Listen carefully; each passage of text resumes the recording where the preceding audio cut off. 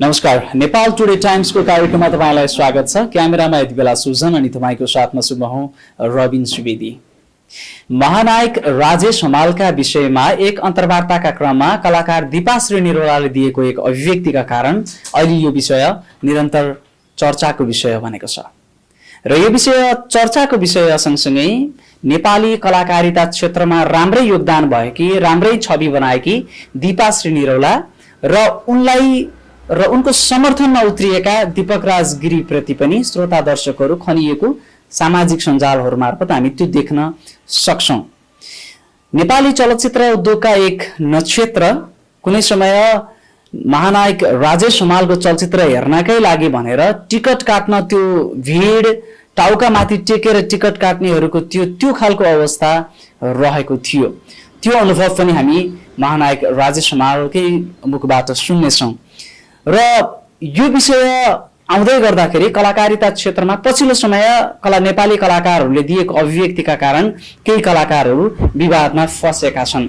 फँसेका मात्रै छैनन् कि उनीहरूको करियरमा पनि ठुलो धक्का पुगेको छ। त्यसैले सोचेर बोल्नु पर्दछ भन्ने कुराहरू पनि आइराखेको छ। त्यसो त अभिव्यक्ति स्वतन्त्रताको पाटो पनि एकातिर छँदैछ, तर सबैले मानेको विषयलाई स्वतन्त्रताको नाममा यो विषय होइन भनेर त्यसका विपरीत बोलिँदा गर्दाखेरि कस्तो परिणाम भोग्नु पर्दछ भन्ने विगतमा पनि देख्दै आइराखेका छौँ र यो विषयले पनि त्यो प्रमाणित गरेको छ।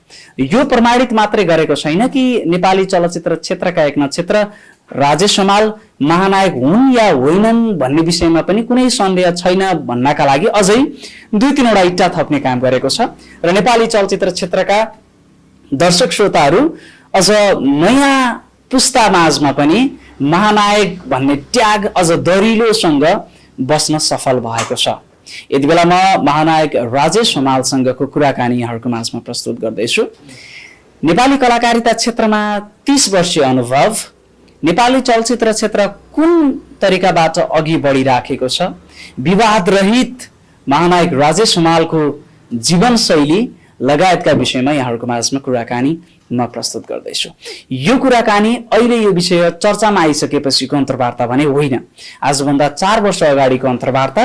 यद्यपि यो अन्तर्वार्ता यहाँलाई सुन्दा भने पुरानो लाग्ने छैन, किनकि यो अन्तर्वार्तामा श्रोता र दर्शकले दिएको महानायकको उपाधि विषयप्रति राजेश हमालको धारणा लगायतका अन्य नेपाली चलचित्र क्षेत्रका अन्य विषयलाई समेटेको रहेछु। आजभन्दा 4 वर्ष अगाडि नेपाली चलचित्र क्षेत्रका एक नक्षत्र महानायक राजेश हमालको विषयमा उठेको यो विषयले जुन चर्चा पाइराखेको छ, यस पछाडि हेर्ने हो भनेदेखि नेपाली साहित्यका क्षेत्रमा लक्ष्मी प्रसाद देवकोटा महाकवि हुन् या होइनन् भन्ने विषयमा बहस गर्नु जस्तै नेपाली कलाकारिता क्षेत्रमा पनि नायक राजेश हमाल महानायक हुन् या होइनन् भन्ने विषयमा बहस गर्नु जस्तै हुन्छ भन्ने किसिमको त्यो भान, त्यो विषयले त्यो खालको चाहिँ स्थान प्राप्त गरेको छ।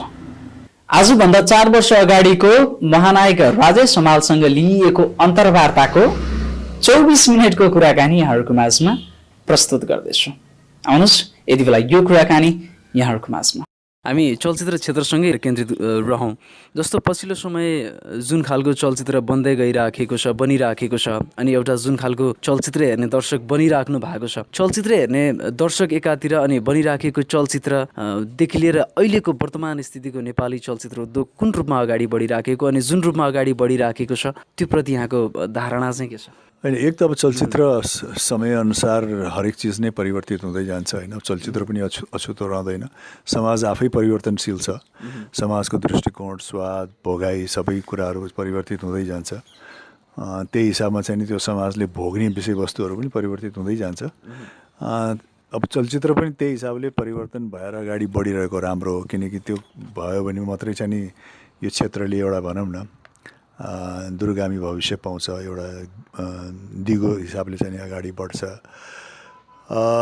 र त्यही नै हो, विगतमा पनि नेपाली चलचित्रहरूले चाहिँ नि समाजका भावनाहरूलाई चाहिँ सम्बोधन गरि नै रहेको थियो होइन। भावना, स्वादलाई त्यो बेला त्यही ठिक थियो। जुन किसिमको परिस्थितिको समाज थियो, जुन किसिममा चाहिँ नि सामाजिक विभिन्न अप्ठ्याराहरू थिए, तिनीहरूलाई नै पेश गरेर चाहिँ नि चलचित्रहरू बनाइन्थ्यो। त्यो बेला अब त्यही समाजको भोगाइ नै प्रतिबिम्बित गरिन्थ्यो। अब आज फेरि समाज कालान्तरमा चेन्ज भएको छ होइन। र त्यही हिसाबले चलचित्रहरू बनिएको छन्। राम्रो कुरा हो। अझ राम्रो कुरा त के हो भने अब विगतमा चाहिँ हामी एउटा परिधिभित्र रहेर चलचित्र बनाउँथ्यौँ, एउटा फर्मेटभित्र रहेर भन्छौँ हामी मात्रै नभएर यो सम्पूर्ण क्षेत्रको, साउथ एसियन क्षेत्रको, चाहे भारतीय चलचित्र होस्, नेपाली होस्, बङ्गलादेश, पाकिस्तान जहाँको भए पनि एउटा परिधिभित्र रहन्थ्यौँ। विभिन्न सामाजिक विषयवस्तु राख्ने, अलिकति फाइट राख्ने, अलिकति गीत राख्ने, एउटा मनोरञ्जन प्याकेट बनाउने, अलिकति घरियासी कुराहरू देखाउने, अलिकति सामाजिक कुराहरू देखाउने भन्ने हुन्थ्यो। अब अहिलेका चलचित्रहरू चाहिँ धेरै एक्सपेरिमेन्टल हुन थालेको छन्, विभिन्न विषयवस्तुमा बन्न थालेको छ होइन। विभिन्न सामाजिक मुद्दाहरूलाई उठाइएर चाहिँ त्यसलाई प्रस्तुत गरिएको छ। त्यो हिसाबमा चाहिँ नि दायरा अलिकति फराकिलो भएको छ सर्जकको लागि। सर्जकले चाहिँ नि खालि एउटा परिधिभित्र रहेर मात्रै आफ्नो सिर्जनालाई सोच्नुपर्ने बाध्यता छैन। उसले चाहिँ नि विभिन्न कुराहरूलाई चाहिँ चलचित्रमा समावेश गर्न सक्छ र त्यो ल्याएको, राम्रोसँग ल्याएको खण्डमा दर्शकहरूले स्वीकार्नुहुन्छ भन्ने कुरा चाहिँ नि अहिले साबित भएको छ, जुन चाहिँ नि चलचित्रकर्मीहरूको लागि राम्रो हो, चलचित्रलाई पनि राम्रो हो। जस्तो अघि यहाँले भन्नुभयो, भनौँ न विगतका चलचित्र हेर्ने दर्शक त्यही खालको हुनुहुन्थ्यो र त्यही चलचित्र मन पर्थ्यो भने अहिले चलचित्र हेर्ने दर्शक पनि फरक हुनुभएको छ। अहिलेका दर्शकलाई अहिले नै बनेको चलचित्र मनपर्छ भन्ने कुरा यहाँले गर्नुभयो। जस्तो चलचित्र लुट आयो, लुट आउनुभन्दा अगाडि जुन खालका चलचित्रहरू बन्थे, लुट पछाडि पनि धेरै चलचित्रहरू आए। अब कुनै अलिकति भल्गारिटी देखाउनका लागि आए, कुनै कमेडी धारबाट आए, कुनै भनौँ न एक्सन अलिकति यङ्स्टरलाई टार्गेट गरेर बनाइएका चलचित्रहरू आए। जस्तो लुट पछाडि चपली हाइट आयो, त्यसै गरी सायद त्यसै गरी प्रेम गीत लगायतका चलचित्रहरू, अनि कमेडी धारबाट बनाइएका चलचित्रहरू छक्का पञ्जा लगायत विभिन्न चलचित्रहरू आए। यहाँनिर कमेडी चलचित्र पनि छ, एक्सन भनौँ न यङ्स्टरलाई टार्गेट गरेर बनाइएका चलचित्र पनि छन्। अनि चपली हाइट आउँदाखेरि चपली हाइट जस्तै चलचित्र अर्को बनाउँदाखेरि त्यो खालको चलचित्र हेर्ने दर्शक पनि भएनन्, रुचाएनन् भनेपछि अहिले बनिराखेका चलचित्रहरूले विगतका लुटभन्दा अगाडिका चलचित्रहरूलाई अलिकति ओझेलमा पारेको हो, के लाग्छ यहाँलाई? होइन, किनकि कुनै पनि कालखण्डमा बनेको चलचित्रले त्यही कालखण्डलाई नै सम्बोधित गर्ने हो नि। चलचित्रको उद्देश्य त्यही नै हो। अब आजभन्दा 25 वर्ष बनेको चलचित्रले आजभन्दा 25 वर्ष अगाडिकै समाजलाई सम्बोधन गर्ने हो। अब त्यो बेलामा यति गर्न सकेको रहेछ भने त त्यसले आफ्नो परिपूर्ति गरि नै हाल्यो। 25 वर्ष अगाडि बनेको चलचित्रले आजको समाजलाई थेक्ने त होइन, त्यो मनस्थितिले बनाइएको पनि हुँदैन होइन।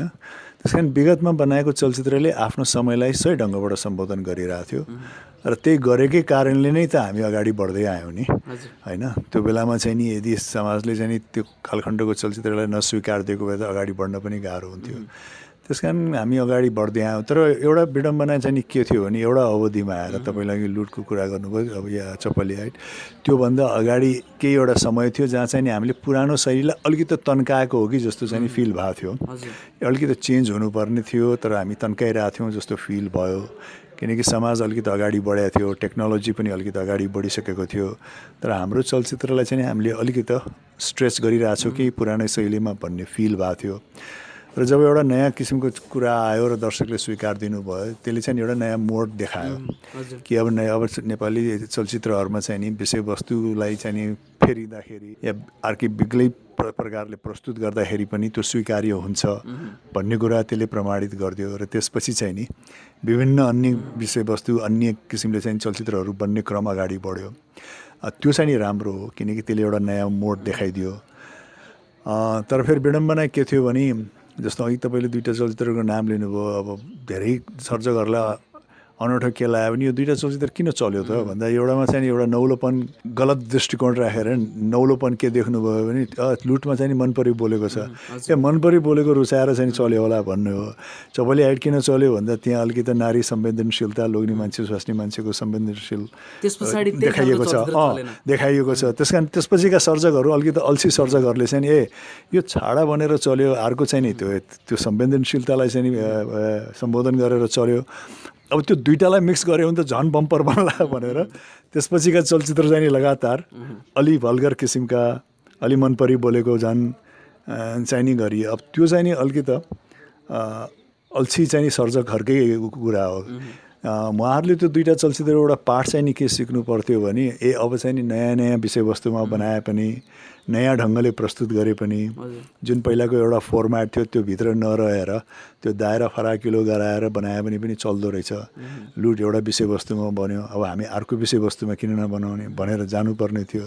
तर उहाँले अरूले अल्छी काम गरेर यो चाहिँ नि यसरी चल्यो, यो यसरी चल्यो, अब दुइटालाई मिक्स गरेर अर्को फर्मुला निकालौँ भनेर लाग्नु भएर अनि केही समय चाहिँ नि हामीले फेरि अर्को एउटा फेस भोग्यौँ जहाँ चाहिँ नेपाली चलचित्रहरू चाहिँ सबै भल्गर हुन्छन्, छाडा हुन्छन् भन्ने किसिमको इमेज पनि बन्न गयो केही समय। र कोही व्यक्तिले चाहिँ अलि राम्रो चलचित्र बनाएको छ भने पनि उसले पहिला इन्टरभ्यूमै पहिला भन्नुपर्ने भयो, मेरो फिल्म चाहिँ फ्यामिली बसेर हेर्ने खालको फिल्म है, छाडा फिल्म होइन है भनेर चाहिँ नि स्पष्टीकरण दिनुपर्ने परिस्थिति आयो। तर फेरि अहिले आएर चाहिँ नि फेरि अलिकति ट्र्याकमा आएको छ। अहिले फेरि त्यही सर्जकहरूले सिक्नु भएको छ कि होइन, एउटा गहन विषयवस्तुलाई हामीले अध्ययन गरेर राम्रोसँग तर अलिकति मनोरञ्जनात्मक ढङ्गबाट प्रस्तुत गऱ्यो भने राम्रो हुँदो रहेछ भनेर चाहिँ नि दर्शकले पनि बुझ्न थाल्नुभयो, मेकरले पनि बुझ्यो।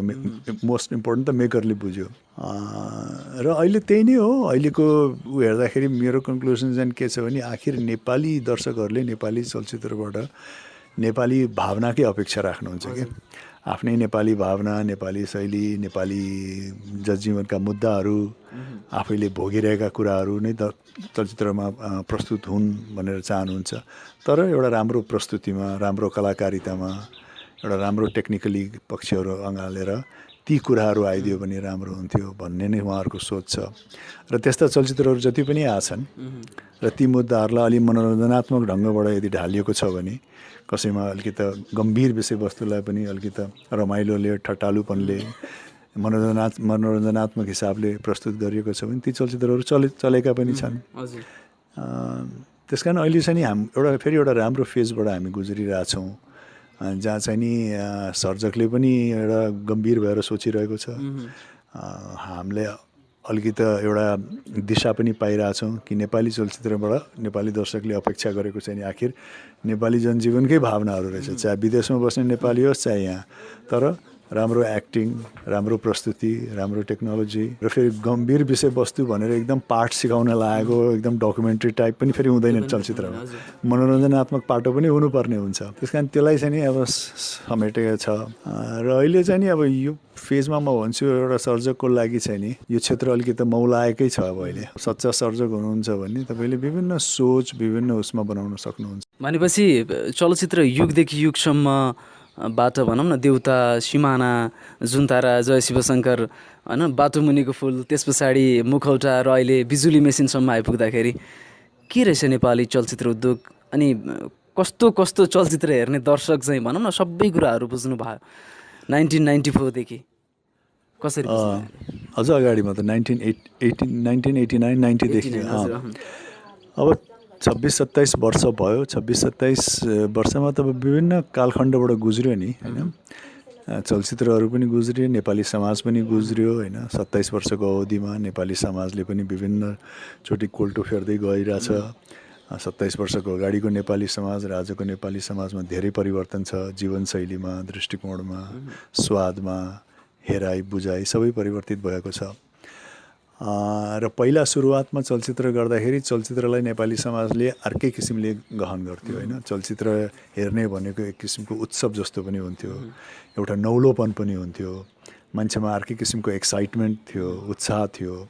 चलचित्र भवनमा गएर चलचित्र हेर्ने भनेको चाहिँ तपाईँको अलिकति विशेष नै हुन्थ्यो। किनकि त्यो बेलामा अन्य चलचित्र तपाईँ घरमा बसेर हेर्न सक्नुहुन्न थियो, हातको मोबाइलबाट हेर्न सक्नुहुन्न थियो। चलचित्र हेर्ने भनेको स्रोत चलचित्र भवन नै थियो आम नेपाली दर्शकको लागि। त्यस कारण त्यसरी चलचित्र गएर चलचित्र भवनमा जाँदाखेरिको एउटा मजा, एउटा उत्साह चाहिँ अर्कै थियो। त्यसले पनि काम गरिरहेको थियो सुरुवातका दिनमा। त्यसले पनि दर्शकहरूलाई चाहिँ चलचित्र भवनतिर तानिरहेको थियो।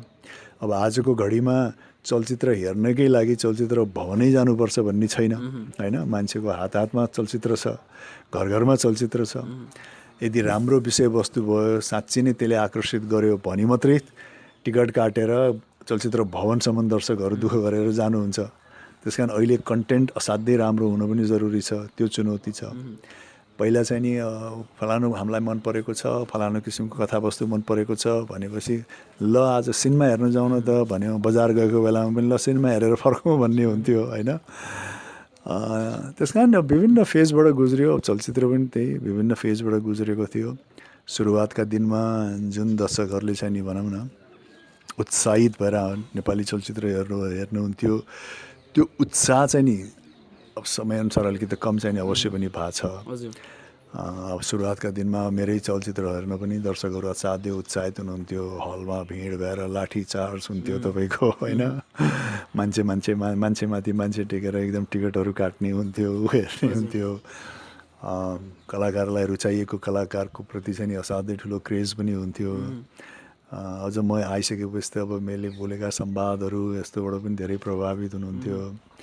र आज पनि म अब विभिन्न विशेष गरिकन 40 नाग्नु भएको या व्यक्तिहरूसँग विभिन्न देश विदेश ठाउँमा भेट्छु। उहाँहरू अर्कै जीवनशैली अपनाउनु भएको छ, अर्कै गर्नु भएको छ।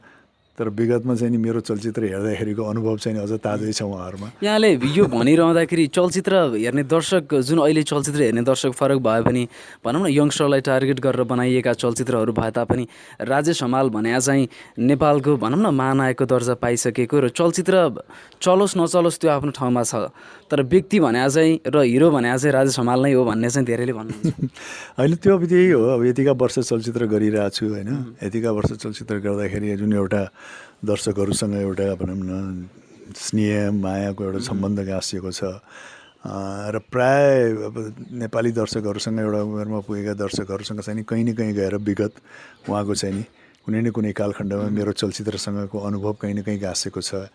चाहे त्यो गएर हेर्दाखेरिको अनुभव होस्, चाहे मेरो पात्रले गरेको उहाँहरूप्रतिको प्रभाव होस्, त्यो चाहिँ नि कता न कता छ। अब त्यही हो, त्यो फिलिङ्सले चाहिँ नि एकदम भयङ्कर ठुलो काम गर्दो रहेछ। भनौँ न अब स्क्यान्डलमा पनि कमै मात्रै पर्ने, त्यसपछि आफ्नो एउटा स्ट्यान्डर्ड मेन्टेन गरेर हिँड्न सक्ने क्यापेसिटी भएको नायक चाहिँ हो भनेर भन्ने कुराहरू चाहिँ व्यक्त गर्नुहुन्छ। स्ट्यान्डर्ड मेन्टेन गरेर हिँड्न कतिको गाह्रो छ अनि सारा मिडियाहरू पछि लगाइराखेको हुन्छ। केही एउटा सानो मिस्टेक भयो भनेदेखि पब्लिस हुन्छ। कतिको गाह्रो छ भनौँ न कमै स्क्यान्डलमा पर्नका लागि चाहिँ। धेरै कलाकारहरू विभिन्न विवादमा मुछिने गर्नुहुन्छ। त्यो बाटो चाहिँ अलिकति पछाडि नै हुनुहुन्छ भनौँ न। ती कुराहरू कमै मात्र सुन्ने गरिन्छ। कतिको गाह्रो छ यो कुरालाई भनौँ न फेस गर्नु। होइन अब गाह्रो पनि छ, अब एक हिसाबले सजिलो पनि। सजिलो यस मानेमा छ कि यदि तपाईँको जीवन नै त्यस्तो छ भने त खासै केही पनि लुकाउनु पर्ने भएन होइन। अब मेरो शैली पनि खासै त्यस्तै नै थियो। म एउटा विगतमा पनि चलचित्रहरू गर्दाखेरि एकदम एउटा अनुशासित हिसाबले नै गइरहेको थिएँ। आफ्नो कामप्रति नै मेरो बढ्ता ध्यान थियो। र अझ विगतमा त म धेरै समय चाहिँ नि चलचित्रमै खर्चिन्थेँ। सुरुवातका 10-12 वर्ष त म लगातार 16-17 घन्टै काम गरिरहेको हुन्थेँ चलचित्रमा। त्यसले गर्दा पनि हो। र एउटा व्यक्तिगत जीवनमा म अब आफै पनि अब एउटा जुन शैली हो मेरो स्वाभाविक, त्यो शैली पनि एउटा अनुशासित उसमै गइरहेको छ। र एकदम कलाकार हुँ त्यस कारण मैले अनुशासित गर्नुपर्छ भनेर पनि गरे होइन। कसैको स्वभावै त्यस्तो पनि हुन्छ। त्यस कारण मेरो चाहिँ अब स्वाभाविक हिसाबले नै गएको हो। त्यस कारण मैले चाहिँ कुनै आफ्नो कार्यहरूलाई एकदम छुपाएर कसैले थाहा पाउला कि भनेर पनि जानुपर्ने आवश्यकता भएन। त्यही हो। र मुख्यतः त अब आफ्नो काम जुन गर्यो र दर्शकहरूसँग प्रत्यक्ष भेटघाट गर्दाखेरिको जुन उहाँहरूले चाहिँ नि अनुभव गर्नुहुन्छ मसँग, त्यो सबैले काम गरेको होइन। चलचित्रमा गरेको कलाकारिता, प्रत्यक्ष भेट्दाखेरिको गरेको चाहिँ नि व्यवहारहरू, त्यसबाट नै हो आत्मीयता बढ्ने। र पछिल्लो यही अब 26-27 वर्षमा चाहिँ नि त्यही आत्मीयता एकदम गहिरो छ। र खुसी लाग्छ आजको घडीमा आएर चाहिँ नि खालि एउटा कलाकार फ्यान भन्दा पनि धेरै दर्शकहरूले चाहिँ नि एउटा आत्मीय हिसाबबाट लिनुहुन्छ। एक किसिमको साइनो छ। त्यही नै खुसी लाग्छ। जस्तो आजसम्म आइपुग्दाखेरि भनौँ न विगत 5-7 वर्ष यतापट्टिका जुन भनौँ न पहिले त्योभन्दा अगाडि राजेश हमालकै फिल्म हेर्न जाने भनेर जुन हलमा जाने दर्शक हुँदाखेरिका चलचित्रमा अभिनय गरेको यहाँको त्यो कुरा, प्लस अहिले आएर भनौँ न यङ्स्टरहरूसँग मिलेर एउटा चाहिँ गेस्ट आर्टिस्टको रूपमा होस् अथवा चाहिँ छोटो रूपमा चाहिँ अभिनयमा देख्दाखेरि विगतका ती चलचित्रहरूमध्येबाट सबैभन्दा मन परेको फिल्म र अहिले जुन भनौँ न यङ्स्टरहरूसँग मिलेर त्यो काम गर्दाखेरि मन परेको फिल्म अनि एउटा अनस्क्रिन यहाँको मनपर्दो कलाकार पुरानो या नयाँ मध्ये यी कुराहरू सबै एकैचोटि एन्सर दिनु पर्दाखेरि होइन विगतमा त अब धेरै फिल्महरू मलाई राम्रा पनि लागेका थिए, दर्शकहरूले पनि रुचाउनु भयो। झन्डै झन्डै 300वटा चलचित्रहरू गरेँ। मेरो पहिलो फिल्म नै युगदेखि युगसम्म, जो चाहिँ नि अपार सफलता हासिल गर्यो। त्यसले एउटा रेकर्डै कायम गरेको थियो। अनि त्यसपछि नै मलाई पछाडि फर्केर हेर्नु परेन। त्यस कारण त्यही हो मेरो पहिलो चलचित्र युगदेखि युग। त्यसपछि गरेँ मैले एउटा देउता भन्ने चलचित्र, त्यो पनि असाध्यै रुचाइयो। त्यसमा काम गर्दाखेरि मजा आयो। र अब अहिले आएर चाहिँ नि मैले त्यही यहाँलाई सोध्न खोजेको चाहिँ जस्तो भनौँ न, अब चलचित्रमा मात्रै अभिनय गर्ने मामिलामा मात्रै केन्द्रित नभइकन अब निर्माणतिर पनि लाग्दिए हुन्थ्यो, अथवा चाहिँ चलचित्र निर्देशन पनि गरिदिए हुन्थ्यो भन्ने खालका दर्शकहरू पनि हुनुहुन्छ नेपाली चलचित्रलाई माया गर्ने। कति समय पछाडि अथवा चाहिँ कुन रूपमा चाहिँ यो रूपमा दर्शकले कहिले बाटो चाहिँ यहाँलाई देख्न पाउँछ? चाँडै नै म अब यही भनौँ न, अहिले अङ्ग्रेजी 2016 सालको अन्तिममा आयौँ। 2017 सालसम्म चाहिँ नि एउटा चलचित्र गर्ने मेरो धोको छ। हेरौँ, अहिले कथालाई चाहिँ नि हामीले बाँध्दैछौँ, कथा सोचिरहेछौँ र त्यो कथा कम्प्लिट हुने बित्तिकै छायाङ्कनमा जान्छौँ र आशा छ कि अब यो मेरो प्रयासलाई दर्शकहरूले स्वीकार्नुहुनेछ। जस्तो यहाँको युगदेखि युगसम्म देउता विगतमा निकै नै मन पराइएको रुचाइएको चलचित्र भनौँ न, अब निर्देशन गर्ने मामिलामा त्यही खालको भनौँ न सिक्वेल बनाउँदाखेरि अथवा त्यही खालको कथावस्तु अथवा त्यसलाई चाहिँ अलिकति परिमार्जित गरेर बनाउँदाखेरि चलचित्र चल्छ होला जस्तो लाग्छ कि लाग्दैन यहाँलाई? होइन, विगतमा अब ती आफ्नै ढङ्गले राम्रा थिए। अब अहिले चाहिँ म अलिकति नयाँ ढङ्गबाटै जान चाहन्छु। पहिलो प्रयासमा चाहिँ नि पछि गएर अब हेर्दै जाउँ, पुरानो चलचित्रका सिक्वेल पनि बनाउन सकिएला।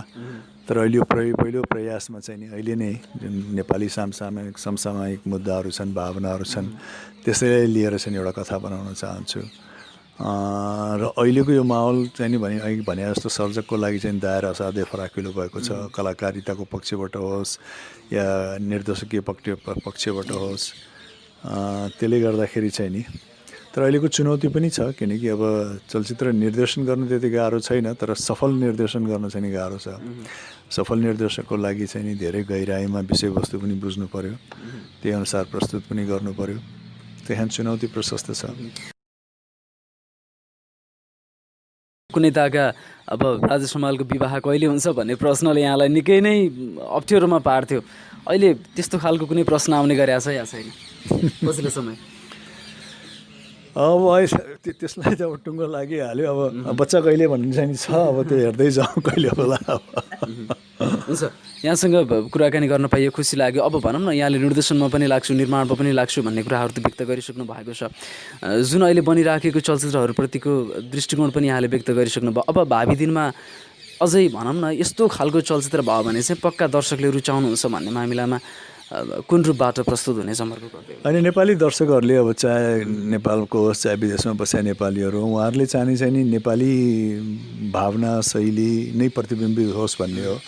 आफैले भोगिरहेका मुद्दाहरू, आफैले जानिरहेका आफ्नै चुनौतीहरूलाई चाहिँ नि पर्दामा पस्कियोस् भन्ने नै हो। र त्यही मुद्दाहरूलाई नै उठाएर चाहिँ चलचित्र बनाउने हो। तर के हो भने अब अलिकति त्यसलाई मनोरञ्जनात्मक हिसाबले पनि ढाल्नु पर्यो। सबभन्दा चुनौती त्यही छ। दर्शकहरूलाई हेर्दाखेरि वास्तविकता पनि उहाँहरूले खोज्नुहुन्छ, उहाँहरूले आफ्नै मुद्दाहरू पनि खोज्नुहुन्छ, र सबभन्दा जटिल त के छ भने त्यो सबै हुँदाहुँदै पनि उहाँहरूले मनोरञ्जन पनि खोज्नुहुन्छ त्यसबाट। त्यस कारण त्यसलाई त्यसरी ढाल्नलाई चाहिँ एउटा चुनौती अवश्य पनि छ। तर आम नेपाली दर्शकले नेपाली चलचित्रबाट अपेक्षा राख्ने त्यही नै हो मोटामोटी, जहाँसम्म मलाई लाग्छ। नेपाली मुद्दाहरू उठाइयोस्, नेपाली भावना उठाइयोस्, आफूले भोगेका जानेका कुराहरू त्यहाँ उठाइयोस्, ताकि कहीँ न कहीँ गएर आफ्नै चरित्र, आफ्नै समस्याहरू प्रतिबिम्बित भएको हेर्न पाऊँ भन्ने नै हुन्छ। त्यसैलाई नै समावेश गर्नुपर्ने हुन्छ कथामा। भनेपछि अहिले चलिराखेको चलचित्र प्रति यहाँले अघि व्यक्त गरेका कुरा जस्तै अब नेपाली चलचित्र हेर्ने दर्शक पुरानै खालका चलचित्र रुचाउँछन् भन्ने कुरा पनि एकातिर रह्यो। के छ अहिले बनिराखेका चलचित्रहरूप्रति दर्शकले जुन माया गरिराखेको कुरा एकातिर छँदैछ बनिराखेको, बन्ने क्रममा, र पुराना धारका चलचित्र पनि अब दर्शकले रुचाउला? होइन, दर्शकले खोज्ने त त्यही भावना नै हो। तर पुरानोलाई चाहिँ नि त्यही बेलाको शैलीमा प्रस्तुत गरिएको थियो। अब अहिलेलाई चाहिँ नि त्यही विषयवस्तुलाई पनि अहिलेको शैलीमा प्रस्तुत गर्नुपर्ने हुन्छ। खालि प्रस्तुति चाहिँ नि अलिकति फरक हुन जान्छ, तर विषयवस्तु त त्यही नै हो। हामीले पहिला पनि त्यही सामाजिक विषयवस्तु, होइन, आफ्नो घरयासी विषयवस्तु, विभिन्न चाहिँ नि थिचोमिचोका कुराहरू गर्थ्यौँ, होइन। र समाज त्यही हिसाबले चाहिँ गुज्री पनि रहेको थियो र त्यसलाई एक प्रकारले त्यो समयअनुसारको चाहिँ प्रस्तुति दिन्थ्यौँ। अब आज पनि गर्ने त त्यही हो कन्टेन्ट, तर त्यसलाई चाहिँ समयअनुसारको प्रस्तुति आजको टेक्नोलोजीमा, आजको हिसाबमा, आजको टाइपको कलाकारितामा ढालेर प्रस्तुत गर्ने नै हो। आखिर रुचि त त्यही नै हो। नेपालीले त अब वर्षौँदेखि खाइआएको दाल भात तरकारी नै हो, तर कुनै बेला एक किसिमको थालमा खाइयो, अहिले अर्को किसिमको थालमा, अर्को किसिमको वातावरणमा बसेर खाइन्छ। खानेकुरा त्यही हो। दाल भात तरकारी नै हो भन्नु। नेपालीले खोजेको त्यही नै हो, दाल भात तरकारी भावना त्यही नै हो होइन। अब आजकल कोही पहिला दाल भात तरकारी अब प्रिकामा बसेर खाइन्थ्यो, अब अहिले कोही रिजोर्टमा बसेर खान थालेछन् होइन। ढेँडो पहिला अब हामी गाउँघरमा बसेर खान्थ्यौँ, अब अहिले ढेँडोका रेस्टुरेन्टहरू खोलिरहेछन्। खानेकुरा त त्यही नै हो, खालि त्यसलाई प्रस्तुत गर्ने शैली फरक छ। त्यस कारण भावना पनि त्यही नै हो। नेपाली भावना त त्यति फरक भएको छैन। भावना खोज्ने त्यही नै हो, तर भावनाको लागि प्रस्तुत गर्ने तरिकाहरू अलग अलग छ।